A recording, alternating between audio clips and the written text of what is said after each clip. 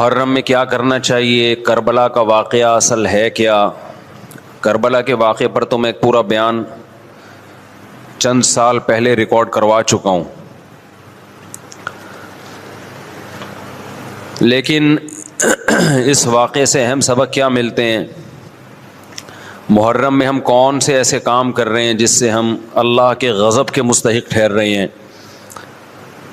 یہ چند باتیں ہیں جس پر انشاءاللہ آج میں بات کروں گا۔ اللہ تعالی ہم سب کو عمل کی توفیق عطا فرمائے اور حق کہنے کی توفیق عطا فرمائے۔ دیکھو، ایک بات خوب اچھی طرح سمجھ لو، اسلام 1400 سال پہلے مکمل ہو چکا ہے۔ کسی واقعے کی وجہ سے اسلام کو تبدیل نہیں کیا جاتا، بلکہ اسلام کی روشنی میں اس واقعے کے جو تقاضے ہیں ان پر عمل کیا جاتا ہے۔ ہمارے ہاں ہو یہ رہا ہے، واقعات کی بنیاد پہ مسائل نکالے جا رہے ہیں۔ 10 محرم کا دن سیدنا حسین ابن علی رضی اللہ عنہ کی شہادت سے پہلے بھی عظیم تھا، اور سیدنا حسین ابن علی رضی اللہ عنہ کی شہادت کے بعد بھی عظیم دن ہے۔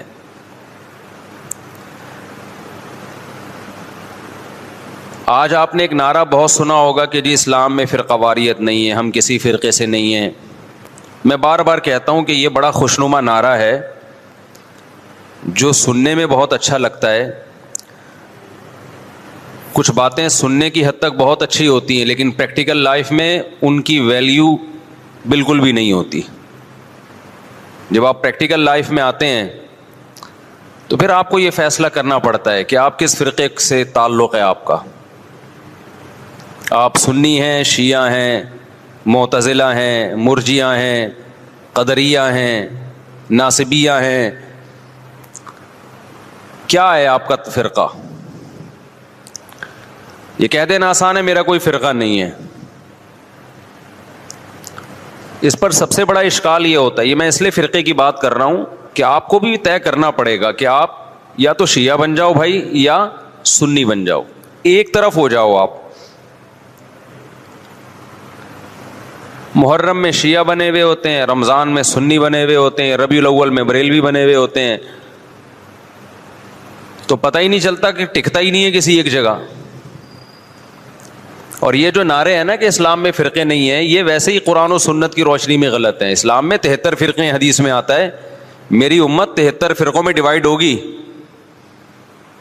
جن میں ایک جنتی ہوگا اور 72 جہنمی ہوں گے۔ تو ایک جنتی بھی تو فرقہ ہی ہوگا نا۔ جس نے عمل نہیں کرنا ہوتا نا، وہ یہ کہہ کے جان چھڑاتا ہے کہ میرا کوئی فرقہ نہیں ہے، تاکہ وہ بے پیندے کے لوٹے کی طرح لڑکتا رہے، کبھی ادھر کبھی ادھر، کیونکہ عمل تو کرنا نہیں ہے اس نے۔ فرقہ واریت نا ایک بڑا ٹاپک بن چکا ہے، ہر آدمی فرقہ واریت کے نام پہ منجن بیچ رہا ہے کہ میں فرقہ واریت نہیں مانتا، میں یہ مانتا ہوں۔ ابے تم بس کر دو یار، بس کرو۔ آپ باتیں کرنے پر گورنمنٹ کی طرف سے کوئی پابندی نہیں ہے، پریکٹیکل لائف میں نہیں چلتا یہ سب کچھ۔ تو جو اہل سنت والجماعت سچی مچی کے تھے، اب اہل سنت والجماعت میں بھی ہر آدمی اہل سنت والجماعت بنا ہوا ہے۔ اہل سنت والجماعت کی جو شارٹ فارم اردو میں آئی اس کو سنی کہا گیا، سنت سے نکلا یہ لفظ۔ اس کو کیا کہا گیا؟ بولو نا، کیا ہو گیا؟ سنی۔ یہ اہل سنت والجماعت کی کیا ہے؟ کیونکہ اتنا ٹائم نہیں تھا پاکستانیوں کے پاس کہ وہ اتنا لمبا نام لیتے اہل سنت والجماعت، تو انہوں نے اس کو کیا کہنا شروع کر دیا؟ وی آر سنی۔ تو ہم کیا ہیں بھائی؟ فرقہ ہم 73 فرقوں میں ہمارا فرقہ کون سا ہے؟ ہم سنی ہیں، جو اہل سنت والجماعت کی شارٹ فارم ہے۔ یہاں تک بات کھوپڑی شریف میں آ گئی۔ اب جو سنی ہے نا، ان کے کچھ مخصوص عقیدے ہیں، وہ عقیدے ہوں گے تو آپ سنی ہوگے، وہ عقیدے نہیں ہے تو آپ سنی نہیں ہے۔ لیبل لگاتے رہو، جیسے وہ بار بار میں چٹکلا سناتا ہوں نا کہ ایک آدمی نے چاول کی بوری پر، چینی کی بوری پر چاول لکھا ہوا تھا۔ لوگوں نے پوچھا بھائی اندر چینی ہے باہر چاول، کہتا ہے مکھیوں کو دھوکہ دینے کے لیے، مکھیاں بہت بیٹھتی ہیں۔ تو لیبل کیا لگا دیا چاول کا، اندر کیا ہے؟ چینی. تو ایسے ہی بہت سے لوگ لیبل یہ لگاتے ہیں کہ اہل سنت والجماعت ہم سنی ہیں, لیبل انہوں نے سنی کا لگا دیا, اس فرقے کا لگا دیا جس کو ہم نجات یافتہ سمجھتے ہیں, لیکن اندر مال جو پڑا ہوا ہے وہ سنی والا مال نہیں ہے. تو یاد رکھو, چاول کے لفظ سے کیا مکھی دھوکہ کھا سکتی ہے اور بوری پہ نہ آئے؟ تو کیا سنی کے لفظ سے فرشتے دھوکہ کھا سکتے ہیں؟ یہ معاذ اللہ, اللہ دھوکہ کھا سکتا ہے جبکہ اندر مال سنی والا نہیں ہو. یہ ہو سکتا ہے کیا؟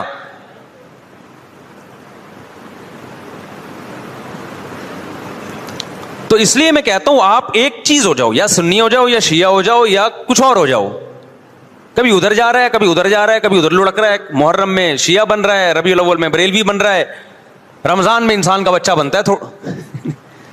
میں یہ نہیں کہہ رہا کہ بریلوی انسان کے بچے نہیں ہیں, یعنی رمضان میں ایسا لگے گا جیسے بہت نیک آدمی. تراویح میں پہلے 3 دن دیکھو نا آپ. ابھی تو میں یہ بات ہی نہیں کر رہا کون جنتی کون جہنمی کون غلط کون صحیح. ابھی تو میں صرف یہ بتا رہا ہوں کہ اسلاف نے 73 فرقوں میں سے جو ایک جنتی ہوگا اس کو ایکسپلین کیسے کیا ہے. اگر بریلوی اس پہ پورے اترتے ہیں تو بھائی وہ جنتی ہیں. میں کسی کو جہنمی جنتی نہیں کہہ رہا, میں تو ایک کرائٹیریا بتا رہا ہوں. ہو سکتا ہے میں نہ اترتا ہوں, بریلوی بھائی پورے اترتے ہوں, شیعہ لوگ پورے اترتے ہوں. کسی ایک کو میں یقینی طور پہ نہ جنتی کہہ رہا ہوں نہ جہنمی. میں تو کہہ رہا ہوں کہ آپ فیصلہ کرو کہ آپ ادھر ہو یا ادھر ہو, درمیان میں نہ لٹکو. ایسا نہیں ہو سکتا ایک ٹانگ جہنم میں ایک ٹانگ جنت میں آپ کی, یا تو پورے ادھر جاؤ گے یا پورے ادھر جاؤ گے. کھوپڑی شریف میں بات آ رہی ہے کہ نہیں آ رہی ہے؟ تو نبی صلی اللہ علیہ وسلم نے فرمایا جنتی فرقے کی علامت ما انا علیہ و اصحابی, جس پر میں اور میرے صحابہ ہوں. اب نبی اور نبی کے صحابہ کس طریق پر تھے, کس ٹریک پر تھے؟ اس کو امام طحاوی رحمہ اللہ تعالی جو حنفیہ میں بہت بڑے محدث گزرے ہیں, امام ابو حنیفہ کے شاگردوں کے شاگردوں کے شاگردوں میں تھے. انہوں نے اس دور میں ایک کتاب لکھی عقیدہ طحاویہ کے نام سے, اور اس میں اہل سنت والجماعت کے عقائد اور ان کی بنیادی عقیدوں کو ایکسپلین کیا. ایک متن لکھا جو پوری دنیا میں مانا گیا, اور پوری دنیا کے علماء کا اتفاق ہوا کہ اہل سنت والجماعت میں داخل ہونے کے لیے ان عقیدوں کا ہونا ضروری ہے. اہل حدیث نے بھی مانا اس کو. اب اہل حدیث کی یونیورسٹی میں پڑھایا جاتا ہے. حنفیوں نے بھی مانا, مالکیوں نے بھی مانا, شافعیوں نے بھی مانا, حنبلیوں نے بھی مانا. سعودی عرب کی یونیورسٹی میں بھی پڑھائی جاتی ہے. وہ لکھنے والے اگرچہ حنفی تھے لیکن وہ جو عقیدے تھے وہ سب کے ہیں. وہ اس سے اہل سنت غیر اہل سنت سے کیا ہو رہے تھے, ان میں فرق ہو رہا تھا. سمجھتے ہو کہ نہیں سمجھتے؟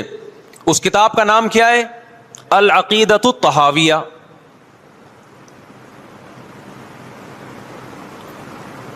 وہ کتاب جو لکھی گئی ہے نا, پوری دنیا نے اس لیے مانی کہ اس میں ہر عقیدے میں قرآن اور سنت اور اجماع صحابہ, ان 3 کو بنیاد بنایا گیا ہے. قرآن سے ہو, اور قرآن کی ایسی تشریح جو حدیث مانتی ہو, اور قرآن اور حدیث کی وہ تشریح جو صحابہ مانتے ہوں. لہذا اس وقت پوری دنیا میں جو اہل حق علماء تھے ان کا اتفاق ہو گیا, اور اب تک یہ اتفاق چلا آ رہا ہے کہ جو ان عقیدوں سے ہٹے گا وہ یا تو قرآن کے راستے پر نہیں ہے, یا نبی کے راستے پر نہیں ہے, یا صحابہ کے راستے پر نہیں ہے. اٹ مینس کہ وہ اہل سنت والجماعت سے خارج ہے. خارج کہہ کے ہم اس کو کافر نہیں کہہ رہے. کافر کہنا نہ کہنا یہ ایک الگ بحث ہے. کچھ کافر ہیں کچھ کافر نہیں ہے, لیکن وہ نجات یافتہ فرقوں میں نہیں ہے. بہرحال وہ اس فرقے میں نہیں ہے جس کی نبی صلی اللہ علیہ وسلم نے جنت میں جانے کی گارنٹی لی ہے. سمجھتے ہو کہ نہیں سمجھتے ہو؟ اب ان عقیدوں میں کیا ہے بھائی؟ وہ یہ کہ اہل سنت والجماعت جب بھی کوئی مسئلہ نکالیں گے اس کی بنیاد 4 چیزیں ہوں گی: قرآن، حدیث، اجماع امت. یعنی ایسی تشریح کبھی نہیں کی جائے گی قرآن و سنت کی جو امت کے اجماع کے خلاف ہو, کیونکہ امت حدیث میں بہت دفعہ یہ ہے کہ امت گمراہی پہ جمع نہیں ہو سکتی. آپ ایسی تشریح کسی حدیث کی کر رہے ہیں جو کوئی بھی نہیں مانتا اب تک, اس کا مطلب آپ گمراہی پھیلا رہے ہیں. اور چوتھی چیز ہے قیاس. بعض مسائل قرآن و حدیث میں واضح نہیں ہیں لیکن قرآن اور حدیث میں ان کی طرف اشارے ہیں. تو مجتہد کیا کرتا ہے کہ وہ قرآن و حدیث کے ان معنی اور مضمون میں غوطے لگا کے وہ مسائل کا استنباط کرتے ہیں, زمانے کے حساب سے نئے نئے مسائل اخذ کرتے ہیں. سمجھتے ہو کہ نہیں سمجھتے؟ تو 4 اصول اہل سنت والجماعت کے: قرآن سے مسئلہ نکالا جائے گا, حدیث سے نکالا جائے گا, اجماع امت سے, اور چوتھے نمبر پہ قیاس سے. اب میں آتا ہوں اصل ٹاپک کی طرف. یہ تو پوری تمہید تھی نا. اس بات میں دو رائے نہیں ہو سکتی کہ سیدنا حسین رضی اللہ تعالی عنہ کو جو کربلا میں شہید کیا گیا یہ کائنات کا بدترین ظلم تھا. جس نے آپ کی گردن مبارک پہ تلوار رکھی اس کی بدبختی میں دو رائے نہیں ہو سکتی. بہت ہی کوئی شقی اور بدبخت جو نواسہ رسول صلی اللہ علیہ وسلم کے قتل کی طرف بڑھا, بہت ہی کوئی بدبخت اور بدنصیب جو کوفہ کے گورنر ابن زیاد کے کہنے پر نواسہ رسول سے لڑنے کے لیے نکلا, جو اس ظلم کو ظلم نہیں مانتا, وہ بھی اپنے آپ کو جہنم میں جانے کے لیے تیار کر رہا ہے. پھر کربلا میں ایک بڑا ظلم یہ ہوا کہ صرف سیدنا حسین ابن علی کو شہید نہیں کیا گیا, آپ کے ساتھ جتنے مرد تھے سب کو شہید کر دیا گیا.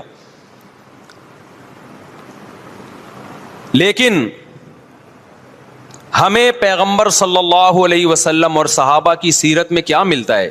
میں ایک آیت سے آپ کو سمجھاتا ہوں. مشرکین مکہ حضرت ابراہیم علیہ الصلاۃ والسلام کے نسب میں ہونے پر اور آپ سے محبت پہ بڑا فخر کیا کرتے تھے کہ ہم ابراہیم کی اولاد میں ہیں, ہم ابراہیم کے دین پہ ہیں.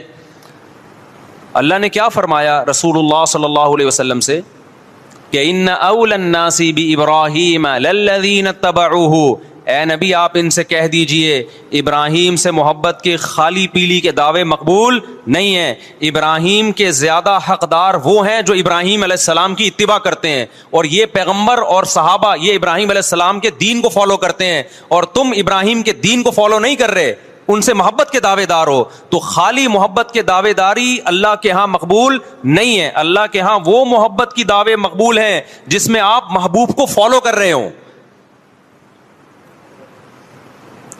سیدنا حسین ابن علی رضی اللہ تعالی عنہ جو جنت کے جوانوں کے سردار ہیں, آپ سے محبت کا دعویٰ اس وقت مقبول ہوگا جب آپ سیدنا حسین کی سیرت کو فالو کریں گے.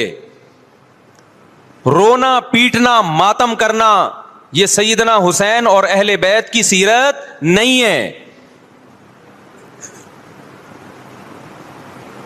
صبر کرنا, ظالم کے سامنے ڈٹ جانا, جان کے خوف سے اپنی پالیسیوں سے پیچھے نہ ہٹنا, یہ سیدنا حسین ابن علی رضی اللہ عنہ کی سیرت ہے جو آج ہمیں کہیں بھی نظر نہیں آتی.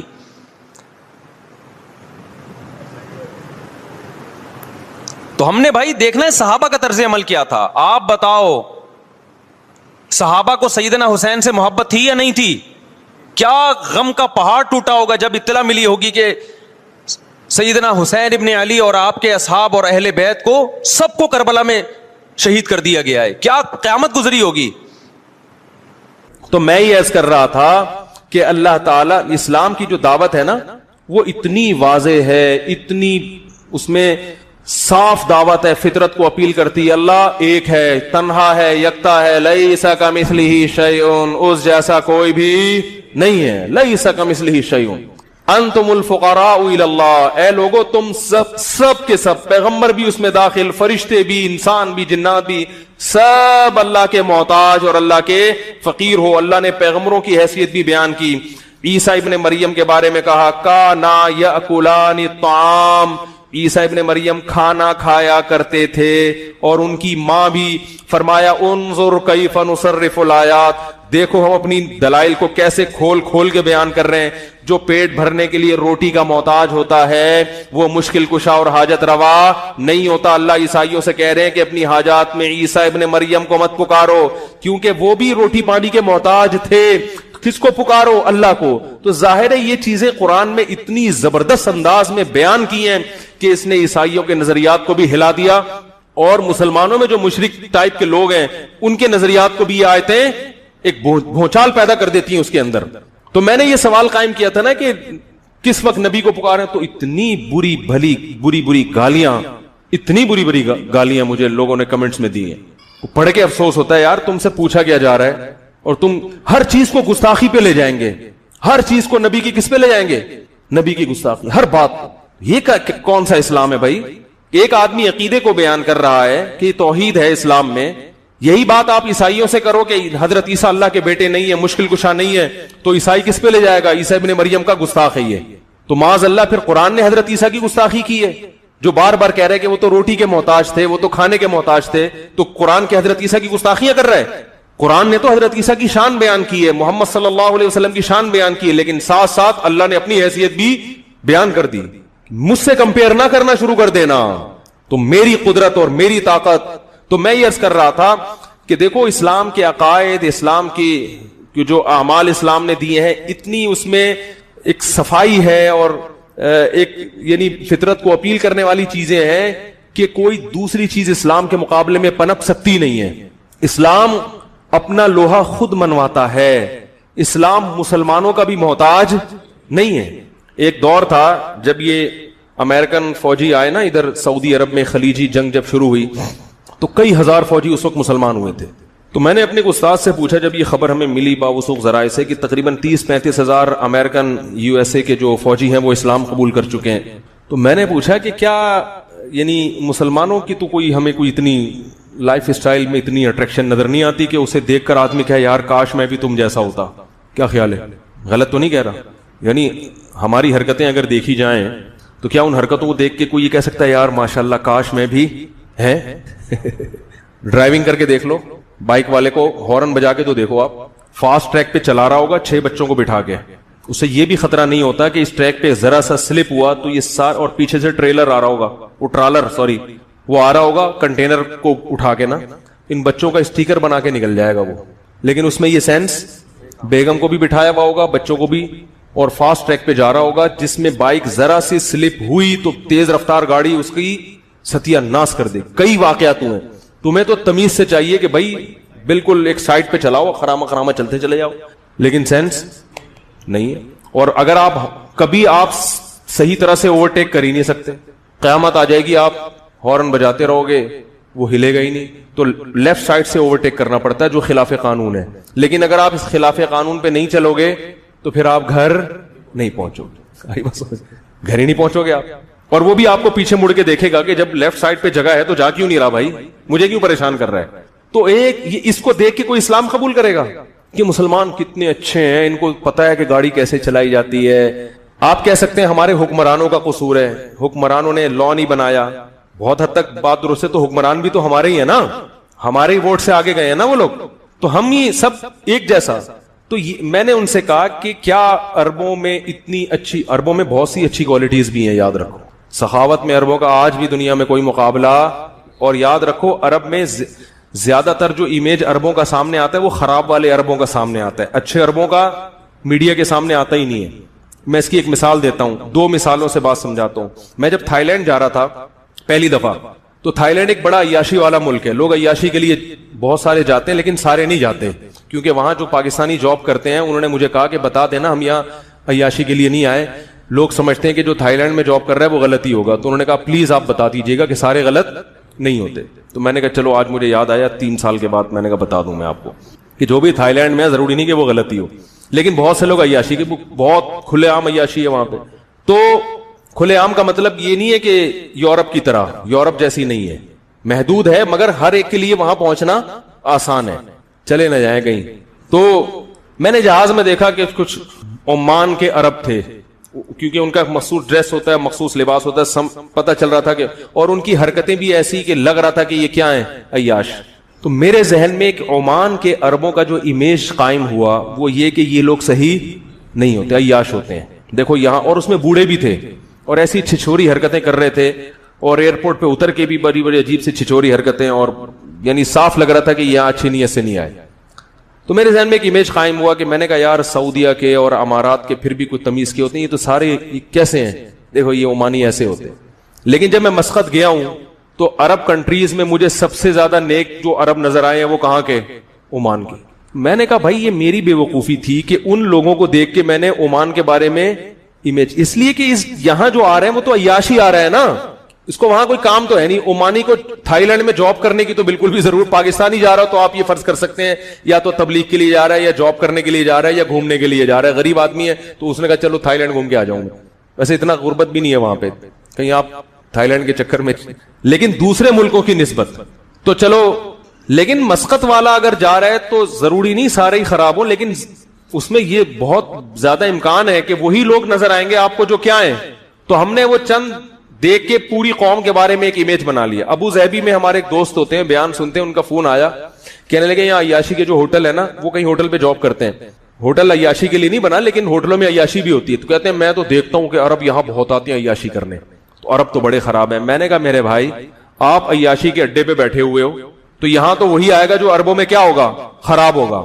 آپ مسجد میں جا کے بیٹھ جاؤ, پھر دیکھو کہ کتنے عرب آ رہے ہیں مسجد میں, پھر کمپیئر کرو کہ یہاں کتنے آ رہے ہیں اور وہاں.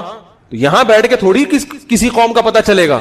ہمارے ایک رشتے دار ہیں امریکہ میں ہوتے ہیں, تو وہ کہہ رہے میں جب یو ایس اے جہاز میں جا رہا تھا تو عرب بھی تھے اس میں, تو جیسے ہی کچھ عرب آ کے بیٹھے انہوں نے شراب کی بوتلیں منگوائی, پینا شروع کی, تو انگریز نے کہا دیکھو یہ ہیں تمہارے مسلمان عیاش, ہم تمیز سے بیٹھے ہوئے ہیں, پیئیں گے لیکن ایسا تھوڑی کہ آتے ہی بوتلیں چڑھانا شروع کر دی, جب زیادہ چاہت ہوگی تو تھوڑی بہت چائے کی طرح پی لیں گے. یہ تو بیٹھتے ہی روڑ چڑھانا شروع کر دی اور جھوم رہے ہیں اور ایروسز کو بھی چھیڑ رہے ہیں اور پتہ نہیں کیا کیا ہو رہا ہے. یہ ہے. تو انہوں نے کہا کہ ہمارے جو رشتے دار تھے, انہوں نے کہا اصل میں بات یہ ہے کہ تم یہ کام گھروں میں بھی کرتے ہو, تم اتنے خراب ہو چکے ہو کہ تمہارے گھروں میں یہ گند موجود ہے. ہم اتنے اچھے ہیں کہ ابھی یہ گندگیاں ہمارے گھروں تک نہیں پہنچی, ٹھیک ہے نا, ہمارے گھروں تک یہ, ہمارے گھروں میں یہ اپنے ابا کے سامنے نہیں پی سکتا. تو یہ عیاشی کے لیے جو چند مخصوص اوباش اور لوفر قسم کے ہیں نا, ٹھیک ہے نا, وہ آگے بیٹھے ہیں اور انہوں نے کبھی دیکھی نہیں ہے, یا دیکھی ہوگی بڑی مہنگی چھپ چھپا کے کہیں پائپ کے منہ میں بیٹھ کے پی ہوگی, تو اب ان کو آزادی ہوئی ہے تو دبا کے پی رہے ہیں. اس کی وجہ یہ ہے کہ یہ عیاشی سے ان کی مائیں بہنیں اور ان کے گھروں کا نظام بہرحال ہمارا پھر بھی تمیز کا ہے. تو میں اس لیے کہہ رہا ہوں کہ کچھ لوگوں کو کہیں کسی خاص جگہ پہ دیکھ کر فوراً پوری قوم کے بارے میں امیج, تو عربوں کے بارے میں جو لوگوں کا امیج بنتا ہے نا, وہ چند جگہوں کو جا کے دیکھتے ہیں, لیکن پھر بھی عربوں میں بہت زیادہ خصوصیات ہیں. ایک برائی جو عربوں میں جو من حیث القوم نظر آتی ہے وہ عصبیت ہے. یہ میں مانتا ہوں عرب میں عصبیت بہت ہے, قوم پرستی. اجمی کو لفٹ نہیں کراتے وہ, سوائے مسقط میں جو ہمیں نظر آئے وہاں یہ قوم پرستی نہیں ہے. خارجیوں کے ایک توہین آمیز ہیں, وہاں کے علماء صلحاء نیک لوگ بھی ہیں, لیکن ایک جو امیج ان کا جو ہر جگہ ہی نظر آتا ہے یہ بہت خراب امیج ہے. تو یہ بھی ایک ایسا امیج ہے جس سے اسلام کیا ہوتا ہے, بدنام. حالانکہ اسلام کی یہ تعلیمات نہیں ہے, اسلام کی یہ تعلیمات نہیں ہے. تو میں یہ کہہ رہا تھا کہ یہ جو, ہاں میں نے ان سے پوچھا یہ 35,000 یو ایس اے کے فوجی مسلمان ہو گئے امریکی, تو یہ کیا مسلمانوں کو دیکھ کے؟ انہوں نے کہا مسلمانوں کو دیکھ کے نہیں, اسلام کو دیکھ کے. تو میں نے کہا یہ پھر بھی اسلام کہیں, تو انہوں نے کہا کہ اسلام میں خود اتنی اٹریکشن ہے کہ وہ خود لوگوں کو اپنی طرف کھینچتا ہے, خود اپنی طرف کھینچتا ہے اسلام. اور یاد رکھو ہمارے اندر اگر کوئی خیر ہے تو ہماری گورنمنٹ کی وجہ سے نہیں ہے, ہمارے تعلیم جو کچھ ہے نا تھوڑی بہت وہ اسلام کی وجہ سے ہے. آج ایک صاحب سے ملاقات ہوئی, کہنا یار وہ دبئی میں ایک دن لائٹ چلی گئی تھی, لوڈ شیڈنگ, تو اتنی لوٹ مار ہوئی ہے, اتنی لوٹ مار. دبئی میں بھی غیر ملکی بہت ہے نا, تو دبا کے ڈاکوؤں نے لوٹا ہے, جس کی جیب میں جو آیا رکھ کے نکل لیا.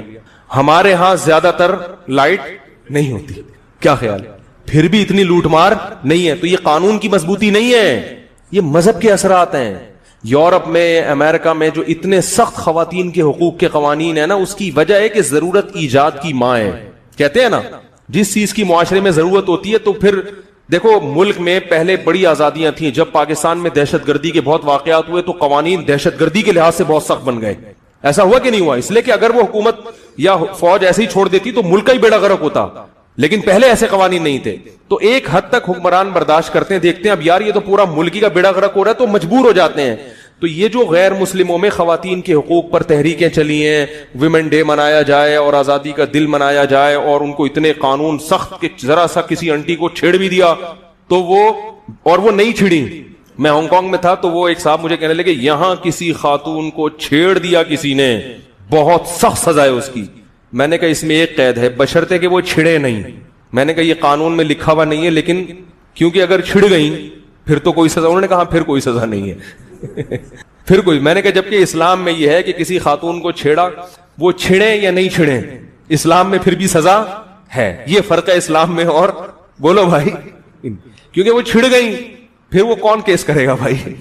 ہمارے یہاں کہ کسی خاتون کو اگر چھیڑا، وہ چاہے چھڑ بھی جائیں اور کیمرے نے کیپچر کر لیا تو آپ کو جیل، اس کو بھی جانا پڑے گا کہ وہ چھڑی کیوں ہے، اور آپ کو بھی کہ آپ نے چھیڑا کیوں. تو یہ فرق ہے تھوڑا سا. تو خیر کہاں سے کہاں بات چلے گی، جلدی سے بات کو سمیٹوں میں. وہ تو نیوزی لینڈ پر تو بھی آئیں گے، تو تمہید چل رہی ہے نا پوری. وہ مسلمان ہوئے اسلام کو. تو میں یہ عرض کر رہا ہوں کہ اسلام میں اتنی اٹریکشن ہے. جو میں نے قرآن کی آیت پڑھی نا کہ اللہ کہتے ہیں کہ وَأَسِرُّوا قَوْلَكُمْ أَوِ اجْهَرُوا بِهِ، تم اپنی بات کو چھپا کے کرو یا دنیا کے سامنے ظاہر. وہ جانتا ہے. تو فوراً ایک دل کہتا ہے یار کیسے کروڑوں اربوں لوگ ہر وقت بات کر رہے ہیں، کیسے سنتا ہے. تو اللہ نے اگلی آیت میں اس کا جواب دیا کہ جس نے پیدا کر دیا پہلی مرتبہ وہ سن نہیں سکتا. اب یہ جواب کیسے بنتا ہے اس کو سمجھیں. یہ ایسے بنتا ہے کہ دیکھو آپ یہ کہہ رہے ہو کہ اتنے لوگوں کی بات ایک ٹائم پہ سننا، اس کی کوئی لاجک کیا خیال ہے؟ نہیں ہے نا بھائی. ایک ہی دماغ کسی کا بھی ایک ہی ٹائم پہ دو طرف تو متوجہ نہیں ہو سکتا. بہت زیادہ تو دو طرف ہوگا تو تین طرف نہیں ہو سکتا. اور اللہ اربوں کربوں لوگوں کی بات سن رہا ہے. تو یہ سمجھ میں آ رہا ہے کہ یار اس کی تو کوئی لاجک بنتی نہیں ہے. تو اللہ نے بتا دیا کہ جس نے تمہیں عدم سے وجود بخشا، اس کی بھی کوئی لاجک بولو بھائی. جس نے پیدا کیا تو یہ لاجک سمجھ میں آتی ہے. یہ جو ڈارون نے لمبی لمبی چھوڑی ہے کہ خود سے بن گئے، یہ صرف چھوڑو، یہ صرف ایک تھیوری ہے، یہ ریسرچ تھوڑی ہے. کس کس چیز کو کہو گے خود بنی ہے؟ انسان کو آپ نے کہہ دیا کہ کروڑوں اربوں سال میں ترقی کرتے کرتے بندر بن گیا. کیلے کے بارے میں یہ کہو گے؟ سیب کے بارے میں بھی یہ کہو گے کہ پہلے کچھ نہیں تھا، کروڑوں سال میں ہوتے ہوتے درخت بنا، درخت سے پھر سیب بنا، سیب کے اندر بیج، پھر ہر بیج میں وہ سافٹ ویئر انسٹال ہو گئے جس سے دوبارہ لاکھوں سیب بن سکتے ہیں. کیا ہو گیا؟ کس کس چیز کے بارے میں کہو گے؟ کس کس چیز کے بارے میں فرض کرتے چلے جاؤ گے یہ خود سے؟ ایک چیز خود سے نہیں بن سکتی. یہاں اربوں چیزیں کائنات میں خود سے وجود میں آ گئی. انار، انظروا الی ثمرہ، انار کی ایک شاخ زمین میں گاڑی جاتی ہے، کھاد گوبر پانی سے وہ درخت اگتا ہے، پھر اس میں بہترین انار، اور کیسے اس میں خوبصورت جڑے ہوئے دانے ہوتے ہیں، اور اس میں کیسا بہترین رس ہوتا ہے. گوبر پانی اور مٹی کے ملاپ سے کیسا خوبصورت رنگ کا اللہ نے پھل بنایا. قرآن کہہ رہے ہیں انظروا الی ثمرہ اذا اثمر، ذرا اس انار کے پھل کی طرف اور اس کے پھل دینے کے اسٹائل کو تو دیکھو. یہ خود سے وجود میں نہیں آ سکتا. ذات الاکمام، ان پہ غلاف چڑھا دیے. کیلے کے اوپر ایک چھلکا چڑھا دیا. کیلے کو اتنا شعور تھا کہ میں کروڑوں سال میں ہوتے ہوتے یہاں تک پہنچ جاؤں گا. ایک ایک چیز ایسی پیدا کر دی، اور ہر بیج میں ایسے سافٹ ویئر ڈال دیے کہ جب آپ اس کو زمین میں ڈالو گے تو وہ زمین کو میسج دے گا کہ مجھے کیا اگانا ہے تم نے. گوبر پانی اور مٹی کے ملاپ سے کیا بنے گا، وہی بنتا چلا جاتا ہے. اور بن کے جب بڑا ہوتا ہے کھجور کے درخت نکل آتے ہیں، اس میں پھر کھجوریں پیدا ہوتی ہیں. ہر کھجور میں پھر وہ گٹلی ہوتی ہے جس سے مزید ایسے لاکھوں درخت پیدا ہو سکتے. اس گٹلی کو زمین میں ڈالو، پھر وہ درخت، پھر اس سے کھجور، پھر ہزاروں گٹلیاں، اسی گٹلی سے ہزاروں گٹلیاں، پھر ان سے ہزاروں درخت. لاکھوں سال سے یہ پروسیس چلتا چلا آ رہا ہے. کھجور ترقی کر کے کچھ اور کیوں نہیں بن گیا؟ لاکھوں سال سے کھجور ہی ہے. یہ ڈارون بندر ترقی کر کے انسان بنا، کھجور ترقی کر کے کھجور ہی کیوں ہے؟ وہ آگے کیوں نہیں بڑھ رہا بھائی؟ اب تو کچھ اور بن جا. اس کا مطلب 2-4 سال پہلے بھی اگر وہ کھجور تھا تو پیدائش کے وقت سے لے کے اب تک وہ کیا ہے؟ پہلی مرتبہ خدا نے اس کو کھجور ہی بنایا اور اب تک وہ کھجور کا کھجور ہی ہے.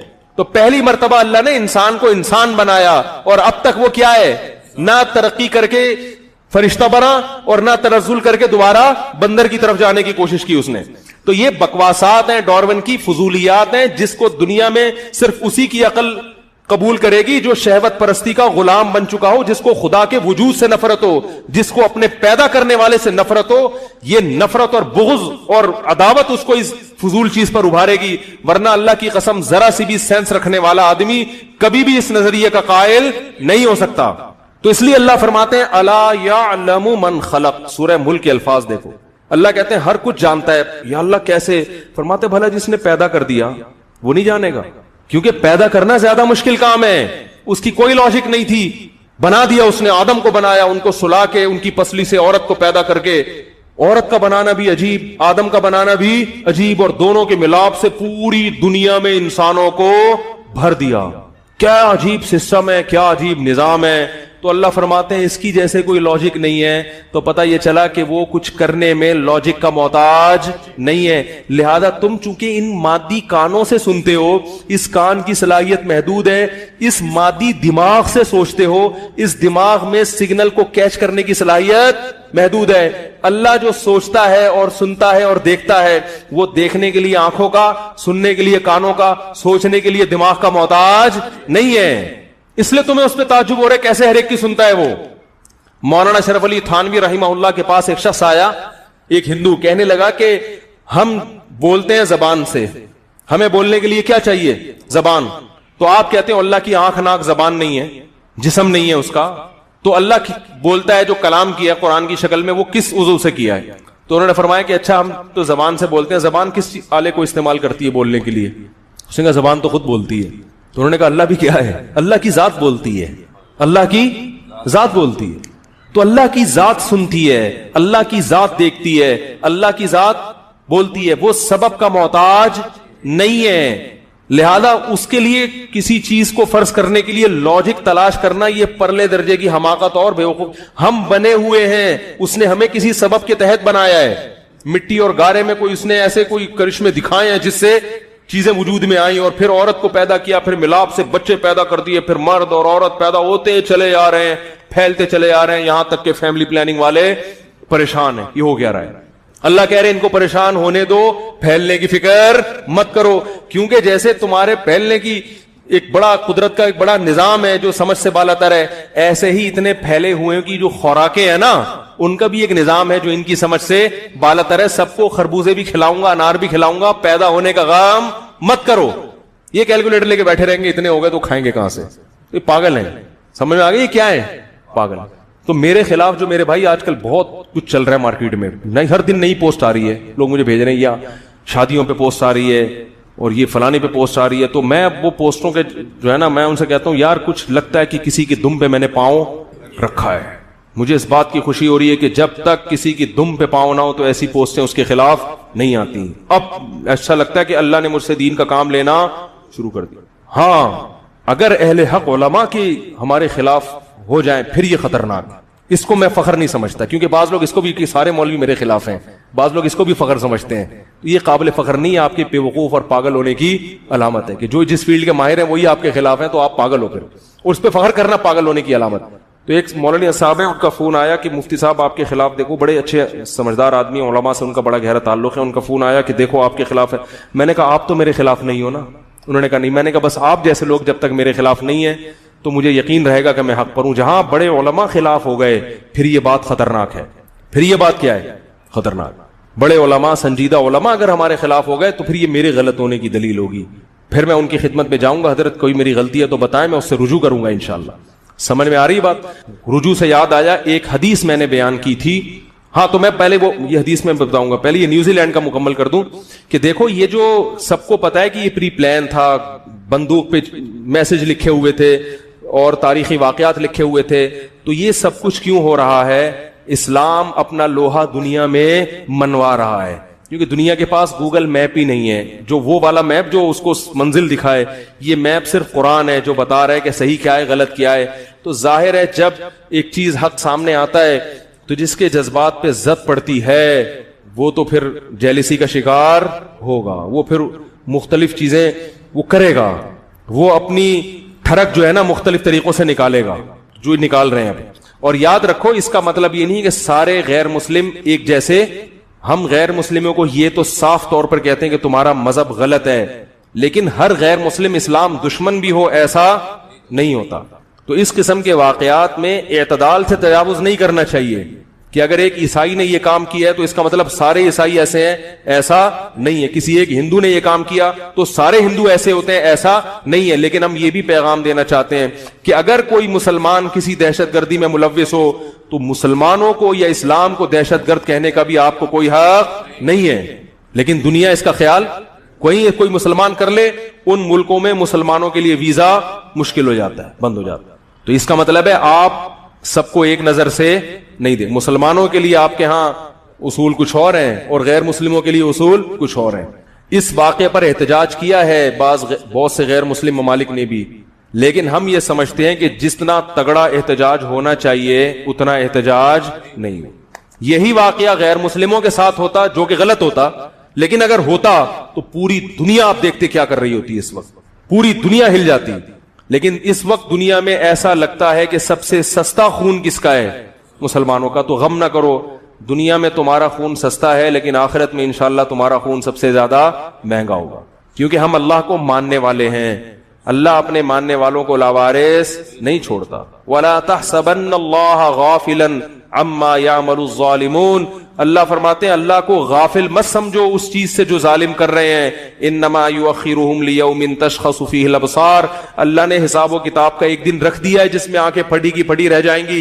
یہ ایک دن ہے حساب کا, اس کی وجہ سے اللہ دنیا میں مہلت دیتا ہے ظالم کو.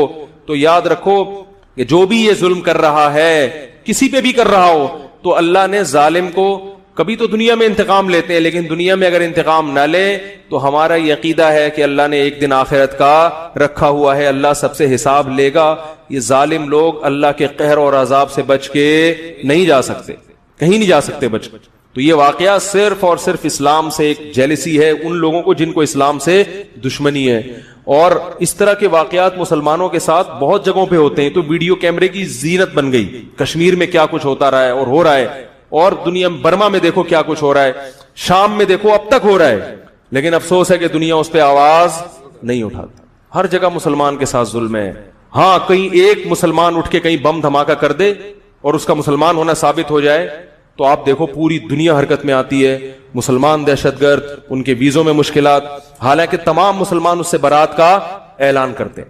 تو اس سے اس واقعے سے یہ بھی پتہ چلتا ہے کہ دہشت گرد مذہب کا لیبل لگاتے ہیں, حقیقت میں ان کا کوئی مذہب نہیں ہوتا, نہ وہ ان مذہب کی نمائندگی کر رہے ہوتے. اگر یہ واقعہ عیسائی نے کیا ہے تو اس کا یہ جیسے مطلب نہیں ہے کہ جیسے وہ لوگ اعلان کر رہے ہیں بھائی یہ ہمارا عیسائیت کا اس سے کوئی تعلق نہیں ہے, تو ہم مانتے ہیں کہ عیسائیت کا اس سے تعلق نہیں ہے. لیکن اگر کسی دہشت گردی کی کاروائی میں مسلمان ملوث ہو تو اسلام کا بھی اس سے کوئی تعلق, لیکن دنیا اس کو قبول نہیں کرتی. اوپر سے کہتے ہیں نہیں ہے, لیکن پھر پابندیاں کیوں لگا رہے ہو بھائی, مسلمانوں کے گرد گھیراؤ تنگ کیوں کر رہے ہو؟ تو یہ میں سمجھتا ہوں کہ کیا ہے, میں کیا ساری جتنے بھی مفکرین ہیں, تجزیہ نگار ہیں, وہ سمجھتے ہیں یہ کیا ہے, مسلمانوں کے ساتھ سوتیلا پن ہے. تو نیوزی لینڈ میں بھی اسلام, آسٹریلیا میں بھی ہر جگہ اسلام, اور وہاں کے لوگ مسلمان ہو رہے ہیں. تو یہ اس کی وجہ ہے کہ جس کا یہ نتائج نکل رہے ہیں. تو میں نے یہ ایک بات کہی تھی, میں نے ایک حدیث بتائی تھی کہ رسول اللہ صلی اللہ علیہ وسلم نے فرمایا کہ کمینہ آدمی اپنی عورت پہ غالب ہوتا ہے, یغلبن الکریم, اور جو عزت دار آدمی ہے وہ بیوی سے کیا رہتا ہے, دبا ہوا رہتا ہے. تو میں نے کہا تھا یہ کہیں کہہ دیا تھا کہ یہ صحیح حدیث ہے, اور حدیث اس کی تشریح کی تھی.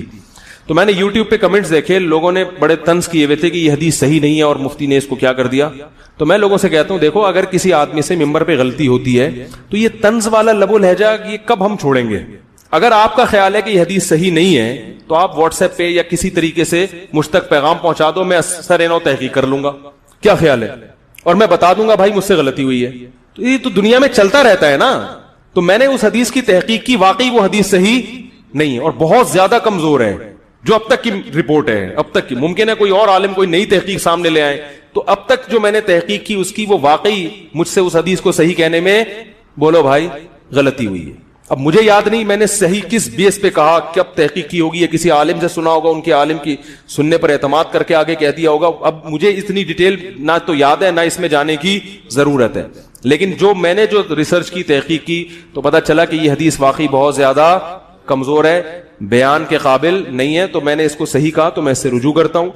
لیکن میں آپ لوگ سے بھی کہتا ہوں کہ اگر کوئی مسٹیک کسی عالم سے حدیث کو صحیح یا ضعیف کہنے میں ہوا کرے, کسی مولانا صاحب میں, تو تنزیہ لب و لہجہ اختیار کرنے کی چندہ ضرورت نہیں ہے. آپ تمیز سے ہمیں بتا دیں. اللہ نے ہمیں ٹوٹا پھوٹا یہ ظرف دیا کہ ہم ممبر میں بتا دیں گے بھائی غلطی ہو گئی, ختم.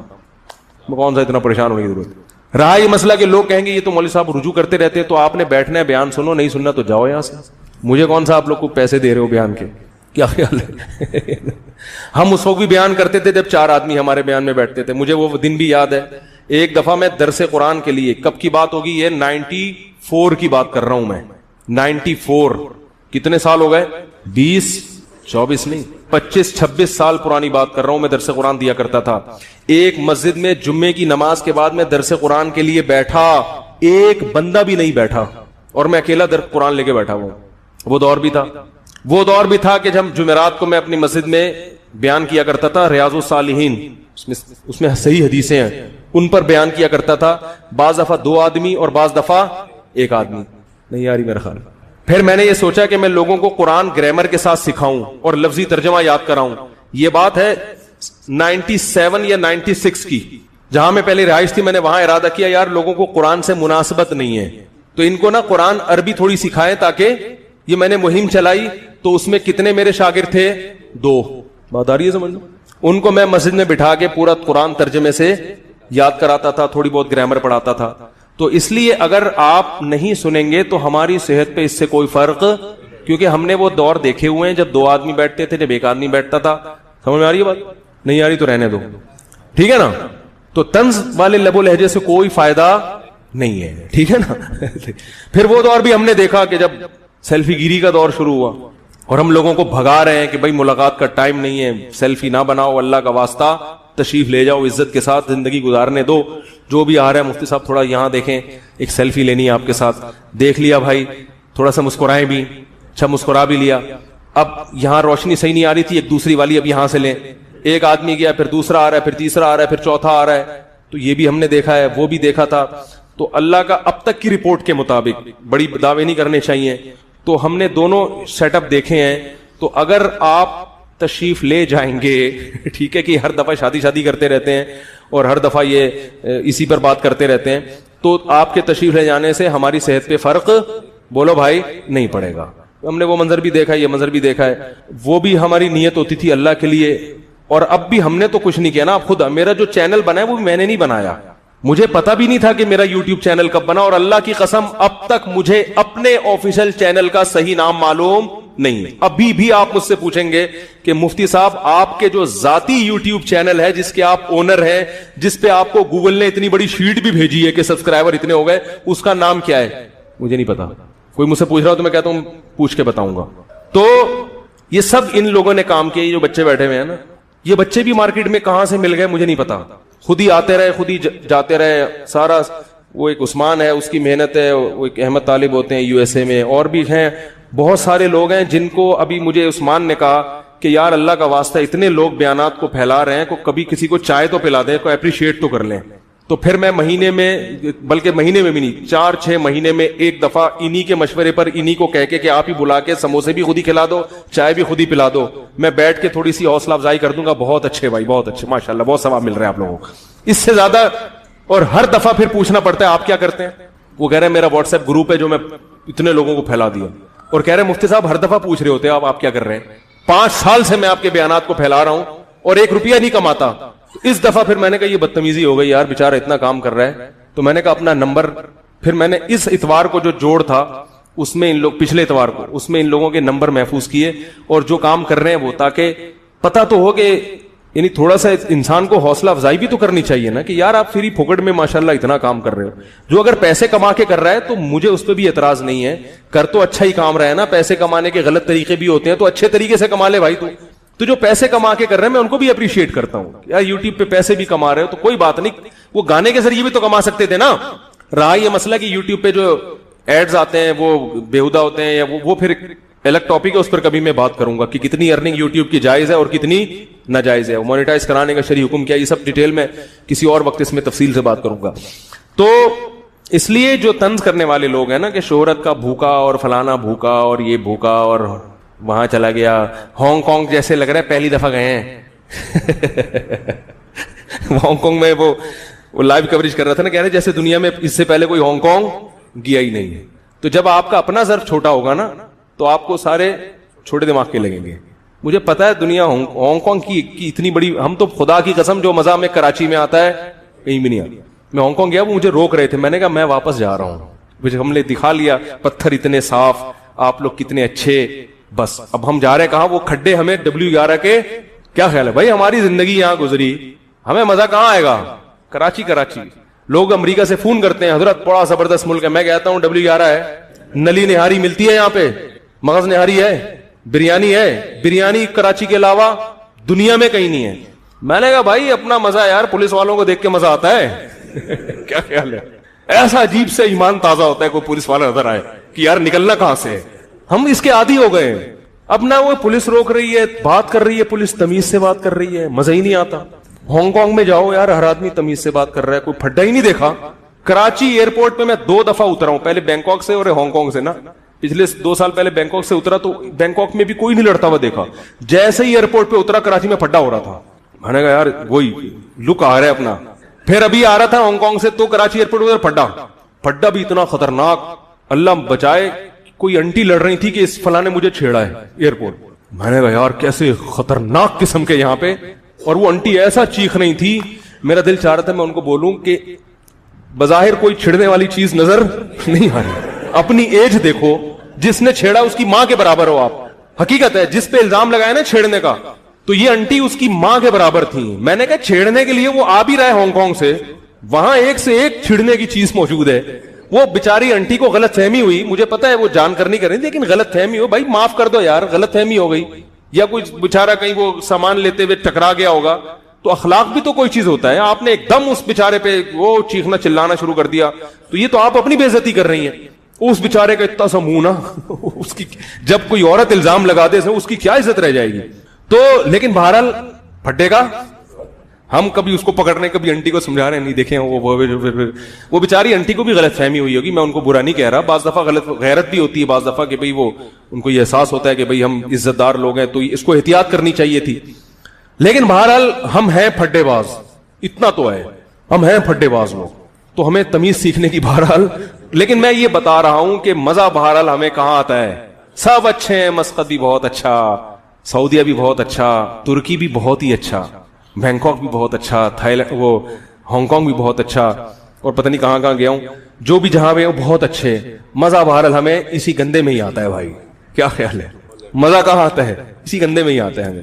اس لیے نہیں کہ ہم گندے ہیں, کہ یہاں آپ کے ہاں گندوں کو تو گندوں گندی جگہ پہ مزہ, اس لیے کہ بھائی ہم یہیں پیدا ہوئے, اسی مٹی میں بڑے ہوئے, یہیں کے ہوٹلوں میں کھانا کھایا, یہیں شرارتیں کی, یہیں علم بھی حاصل کیا. کیا خیال ہے, شرارتیں غلط والی نہیں, جو شرارتیں گھنٹی بجا کے بھاگنا اس حد تک, بس بچپن میں جو سبھی کرتے ہیں آپ لوگ نہ کیا کریں, جو بچے یہاں بیٹھے ہوئے. تو وہی اسکول بھی ہمیں یہی والے, تو سب اسی میں, پھر مزہ اسی میں آتا ہے. ابے تبے کا جو یہاں مزہ ہے وہ باہر نہیں ہے, لیکن جو باہر سیٹل ہو گئے ان کو وہاں مزہ آتا ہے. تو ہم کہتے ہیں ٹھیک ہے آپ کو یہاں مزہ آ رہا ہے, ہمیں مزہ کہاں آئے گا, ہمیں کراچی میں ہی آئے گا, پاکستان میں بھی آئے گا, اور خاص طور پہ کہاں آئے گا, کراچی میں. لیکن ہر آدمی کو اپنے جگہ پہ مزہ آتا ہے, وہ خوش ہوتا ہے وہاں پہ. پشاور والے کو پشاور میں مزہ آئے گا, لاہور والے کو لاہور کیا ہے, لاہور والے کو آپ کراچی کے فضائل سمجھا کے تھک جاؤ, وہ نہیں مانے گا, وہ دنیا چھوڑ دے گا مگر لاہور نہیں چھوڑے گا. وہ کہے گا نہیں لاہور لاہور ہے. وہ ایک لاہور والا مکہ گیا نا, وہاں بیٹھ کے دعا مانگ رہا ہے بیت اللہ کے سامنے, کہہ رہے اللہ کنا سونا مدینہ تے کنا سونا مکہ, پر لاہور لاہور ہے. اللہ کو سمجھا رہا ہے کہ اللہ اس کا یہ مطلب نہیں ہے کہ میں لاہور کو چھوڑ دیا میں نے. تو یہ انسان کی نیچر ہے کہ وہ جس مٹی میں پلتا ہے, جس ماحول میں, اس سے اس کو لاشعوری طور پر محبت. گھروں سے محبت ہو جاتی ہے نا. میری والدہ جہاں رہتی تھی, اب وہ گھر پرانا ہو گیا تھا, والد صاحب نے بنایا تھا کسی زمانے میں, پرانا ہو گیا, دیواریں گلنا. ہم کہتے تھے والدہ کو چھوڑ دو اس جگہ کو, نکل آؤ یہاں سے, یہ گھر گر جائے گا, ٹھیک ہے نا.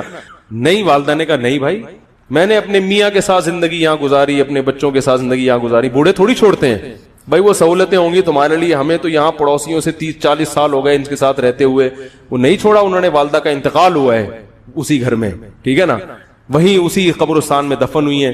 تو یہ انسان کی نیچر ہے کہ وہ, تو ہمیں نہیں شوق ہے بھائی, ٹھیک ہے. تو اپنا جتنا جیسا ظرف ہوتا ہے اسی حساب سے لوگ تبصرہ کرتے ہیں. رفیع بھائی کہہ رہے ہیں کہ مفتی صاحب کا بیان سن کے لوگوں کو دوسری شادی کی رغبت ہوئی ہے. اب بھائی خود سوال کرنے والا, اب خود لوگ آٹومیٹک ہو گئے ہیں. اچھا, اگلے اتوار کو بیان نہیں ہوگا اور اس جمعے کو بھی بیان نہیں ہوگا, میرا سفر ہے اور لاہور کا سفر ہے, لاہور ہے جس کے فضائل بیان کر رہا ہوں, تو اس جمعے کو بھی بیان نہیں ہوگا, اور اب جو اتوار آئے گا اس میں بھی بیان نہیں ہوگا. اس کے بعد جو جمعہ آ رہا ہے اس میں بیان ہوگا, اور پھر اتوار کو بھی ہوگا انشاءاللہ. تو روی بھائی کہہ رہے ہیں کہ مفتی صاحب کا بیان سن کر لوگوں کو دوسری شادی کی رغبت ہوئی. الحمدللہ اس وقت تقریباً 45 سے 50 مرد ایسے موجود ہیں جو دوسری شادی کرنا چاہتے ہیں, لیکن لڑکی والے مانتے نہیں ہیں. انہوں نے مجھے بتایا کہ جب سے انہوں نے یہ دفتر کھولا نا, کام شروع کیا, تو یہ کہہ رہے ہیں کہ لڑکیاں یتیم بھی, غریب سے غریب بھی, بیوہ بھی, طلاق یافتہ بھی, 50 سال کی بھی, 55 سال کی بھی, لیکن ریکوائرمنٹ ہے کہ ہمیں کیا چاہیے, کنوارا. ایسے نخرے ہیں. پہلے مرد راضی نہیں ہو رہے تھے, اب ہو رہے ہیں. تو اچھے سے اچھے ایجوکیٹڈ لوگ ہیں, پڑھے لکھے مرد ہیں جو کہہ رہے ہیں ہم کرنا چاہتے ہیں, ہم گھر دیں گے, الگ گھر دیں گے اور سارا خرچہ اٹھائیں گے, برابری کریں گے, دیندار بھی ہیں. لیکن خواتین کے والدین کیا کہہ رہے ہیں؟ اور کمال کی بات ہے کہ لڑکیاں بھی راضی ہیں. انہوں نے بتایا مجھے, لڑکیاں کہہ رہی ہیں بھلے دوسری کی بیوی بن جائے, ہمیں اچھا میاں چاہیے. لیکن لڑکیوں کے والدین ڈھیٹ پنے پہ اترے ہوئے ہیں. تو ایسا نہ کریں, ایسا کریں گے تو پھر کوئی بھی نہیں آئے. اللہ نے مرد کو اجازت اسی لیے دی ہے کہ ہر عورت کو ایک اچھا میاں بولو بھائی مل جائے. تو کنوارے کی تلاش, کنوارا مل جائے بہت اچھا ہے, میں تو ترغیب دیتا ہوں بھائی کوئی بھی نکاح میں نہ ہو تو اس سے کرو, لیکن some thing is better than nothing. پورا نہیں مل رہا, 1/4 مل جائے, 1/3 مل جائے, کیا خیال ہے؟ ایک خاتون کہنے کہ مجھے میاں پورا ہی چاہیے. میں نے کہا دیکھو آپ کسی کی دوسری وائف بھی ہوگی تو وہ ملے گا پورا ہی آپ کو, کیونکہ جس دن آپ کے پاس آئے گا پورا آئے گا. ایسا نہیں کہ آدھا اس وائف کے پاس ہے, آدھا والا دھڑ یہاں آ گیا. کیا خیال ہے؟ تو یہ فرض ہی نہ کرو کہ یہ 1/4 میرا ہے, یہ پورا آپ کا بھی ہے اور پورا اس والی کا بھی, پورا ہی پورا ہے. کیا خیال ہے؟ تو یہ فرض کر لو بھائی یہ پورا میاں میرا بھی ہے اور پورا میاں, دیکھو وزیر اعظم یا صدر پورا ہمارا ہے نا, میرا پورا ہے, آپ کا بھی پورا ہے. یہ تو نہیں کہ وہ تقسیم آدھا اس کا ہے آدھا اس کا ہے. تو مرد بھی گھر کا سربراہ کی, حاکم کی حیثیت ہوتی ہے سربراہ کی, تو وہ سربراہ مکمل آپ کا بھی ہے, مکمل آپ, اسے بیوی سے پوری محبت آپ سے بھی ہوگی, اور پوری محبت ڈیوائیڈ نہیں ہوتی محبت, یاد رکھو. یہ لوگوں کو غلط نظریہ ہے عورتوں کا کہ مرد کی محبت ڈیوائیڈ ہو جائے گی. نا نا نا نا نا نا نا, محبت ایسی چیز نہیں ہے جو تقسیم ہو کے کم ہو جائے یا ڈیوائیڈ ہو سکے. اس کی مثال ہے جیسے آگ, چولہے میں آگ جل رہی ہے, آپ دوسرا چولہا بھی اسی آگ سے جلاتے ہو تو پورا کا پورا وہی چولہا اتنی ہی ہیٹ دینا شروع کر دیتا ہے جتنی یہ والا دے رہا تھا. انسان یہ جو ہے نا محبت ایک سے ہوتی ہے ستاروں سے, وہ کیا ہے ابے, وہ لاکھوں سے ہوتی ہے ستاروں سے, وہ کیا شعر ہے, روشنی چاند سے ہوتی ہے ستاروں سے نہیں.